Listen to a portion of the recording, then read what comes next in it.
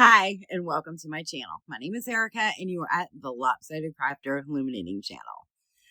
As promised, last week I said that I had a few new toys that I wanted to try out here in the camper.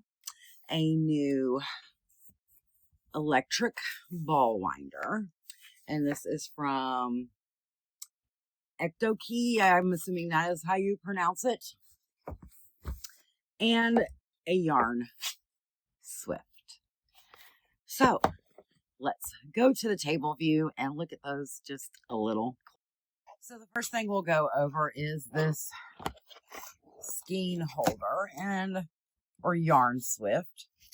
And I am also going to show them in action and then give my honest opinion. If I've read some reviews, but I always like to take those with a grain of salt because you just never know. So first thing I can say about this is it does come in a nice plastic, which I think will be great for storing purposes. Let's take it out and get a good look at it. It does come with instructions. I will tell you, do not, if you get one of these, do not, under any circumstances, if you get ones that are connected with yarn or a twine or something like that, do not cut that, because that is what makes the Swift expand. It feels like it's got, okay, so you see these two little wires? It feels like those two little wires are going through these plastic things, and the plastic things are somewhat flimsy. And then it has this clasp here that you connect to the bottom of a table, or you can connect it to the top of a table, depending on if you want your Swift going this way or this way. Sometimes with certain yarn winders, it's better for your yarn to be coming from a lower angle. So you will just have to play around and see which works best for the machine that you get or have. I'm going to pull you out a little bit. Just keep in mind you'll be able to see different things on the table at that point, like maybe the edge of my tripod right here. But I want to get a little bit of a better view here. So this is an electric yarn winder. I did already pop the tape so that we wouldn't have to do that today. And let's see what we got. Now, there were some on Amazon that showed, some pictures that showed a block to connect the USB cable to. And some did not. So I do not know if this one comes with a block or not. A little screwdriver and 3 screws. So we're definitely going to have to figure out where that goes. And let's pull out our pieces here. It is packed in here really nice. And I just don't want to snatch something out. So there we go. There we go. All right. Get that off back there. Okay. So it does come in pieces. So you have to put it together. So that could be it could be a downside for some, maybe not for others. So your little yarn holder goes in here, and you line up these little grooves here on the side of that yarn holder there, and just turn it in and turn it. You actually can hear it click. I don't know. It's a durable plastic, seems to be, but let's see where these screws are supposed to go. And here's our booklet. So we are putting the screws into the side of it to connect this, which is kind of what I assumed. But let's see. This is where we put this guy in.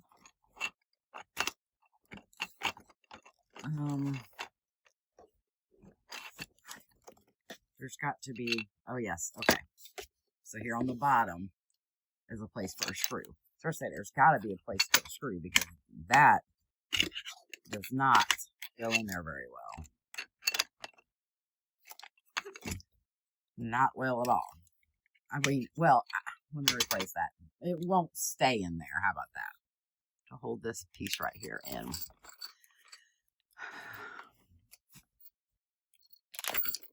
So, I will say it's handy when things do come with a screwdriver so that you don't have to go dig one out. So, let's put that screw in there and tighten that down. Now, you don't want to over tighten it. You just want it snug. If you over tighten things like this, sometimes it causes the machines to malfunction. I am guessing that they give you 1 screwdriver and 3 screws because there's nowhere else for a screw to go to. I'm going to set this up and you're going to watch me wind some yarn. I have got some yarn here from Mandy's Makings. This is one of her share a pair sets. I have another skein of yarn from Mandy's Makings. This is Game Day Party. And then I have 2 skeins here from Beach Bunny Yarns. And I am going to skein all of these up in real time and share with you while I'm doing it, and then come back and do an honest review after I have wound 3 full hanks and 2 50-gram hanks.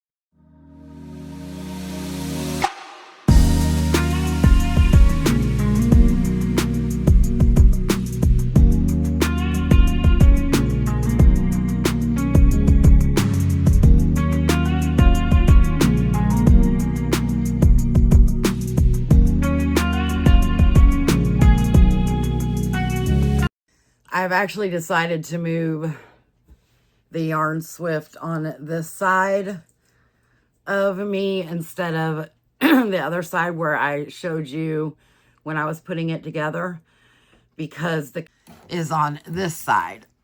So I want the yarn to slide this way. So we will see what happens. I was really hoping that it would connect to the countertop over there, but I had a feeling it wouldn't because it's beveled. I have that issue at my house too. There's several pieces of furniture in my house that are beveled. So I'm going to start with the share a pair because these are smaller skeins, and let's get to winding. So you want to make sure that when you're putting it on, that it's in between these grooves and not knotted around it like this one, this part right here. So just make sure everything is laying in there good. You can always put it down lower if you need to go back around and check, and then secure it like so. This guy, because it's coming from the outside. Now you thread the yarn up through this little hole. Pull this little lever back like so and bring the yarn through so it's going through that groove. right there.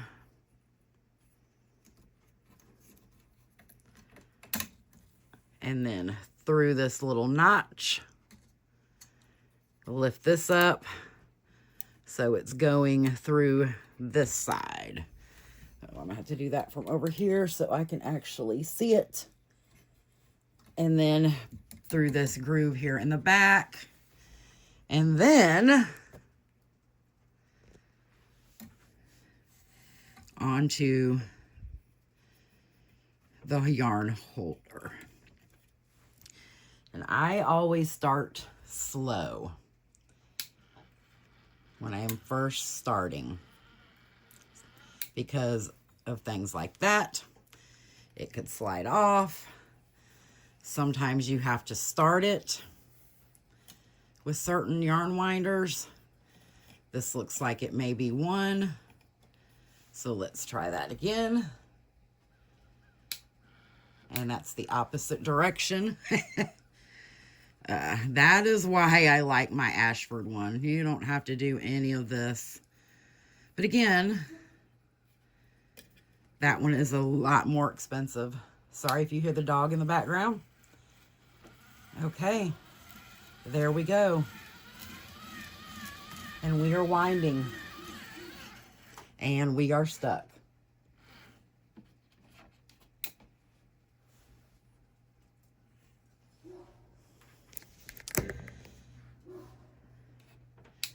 So I will have to say, you will have to watch the grooves on this Swift. Let me turn the camera around so you can see what I'm talking about.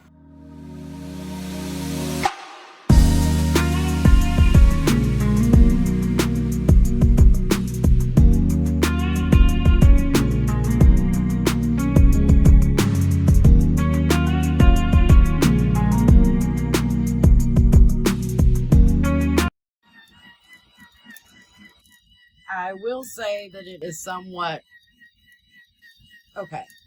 Now, to be fair, I am judging this in comparison to the one that I have at home, and that is not fair. So I will say that it seems to be somewhat slow of a winder. And I will say, see it turning right there? If it gets stuck on the Swift, you need to make sure that you are in the same room, because that's what's going to ruin your motor in this thing. So you've got to be in the same room and pay attention the best you can. You definitely don't want to walk away and come back and have it be pulling on a snag that whole time, and it can bog the motor down. But we'll do the rest and we'll see how it goes. Okay, I am done winding my yarn. So that took about 45 minutes-ish to wind 250 gram and 3, if I can pick them up, 100 grams. Now, I will say that it makes a very pretty cake. Could some of them be better? Absolutely. That all depends on the tension, things like that. As I showed you in the early part of the review, you do have to watch, especially with this Swift, that the yarn doesn't get caught around the metal connectors. But once it started going, it didn't do that. My first impressions, like I said, I'm basing it on the one that I have at home, and so that's not really fair to do that. So my first impressions are that it seems to work. I did not have any issues of it knotting around the yarn winder like I read in one review. So I was able to keep my yarn Swift straight up. So I did not have that issue. Some of the other things that I saw was that the motor quit. And like I said, I think that's because people are maybe walking away and it's binding the motor up as it's trying to pull on that Swift, and the yarn is stuck and not allowing it to. So anyway, I think that might be part of the problem. However, what I'm going to do is break this into a 2-part review. And I want to work this thing to death in the, 60 days that you have with Amazon. I've got more yarn for more socks that I want to do. So typically I would say not to pre-wind your yarn because sometimes it can lose its elasticity. However, for the sake of reviewing this with a true review, like let's work it to death review, and I know that I'm going to be using those skeins within the next month or so, I will go ahead and pre-wind some up. I've got a few more skeins here with me that I brought with anticipation of doing this review. So I am going to end this here. My impressions right now are that I would buy them again.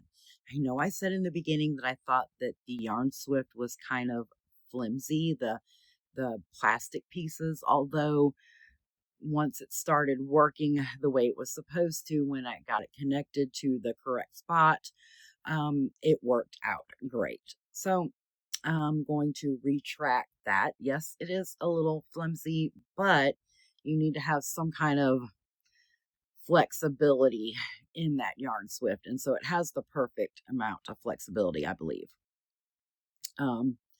I wish, and this is no fault of the Swift or the yarn winder, this is just something that happens.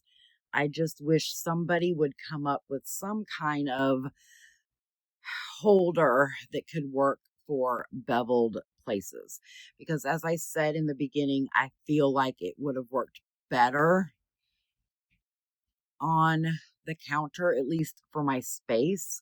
I am thankful that we do have a bar stool here that I was able to use. So if you have beveled furniture, it's not going to, it can't get a firm grip to hold it the way it needs to. But other than that, I think everything was, first impressions were good. I will continue to, review these products over the next several weeks, and then I will come back with a part 2. So I hope you enjoyed this video. If you have any questions, please don't hesitate to reach out. And until next time, stay warm, stay cozy, and may all your socks find their matches. Bye.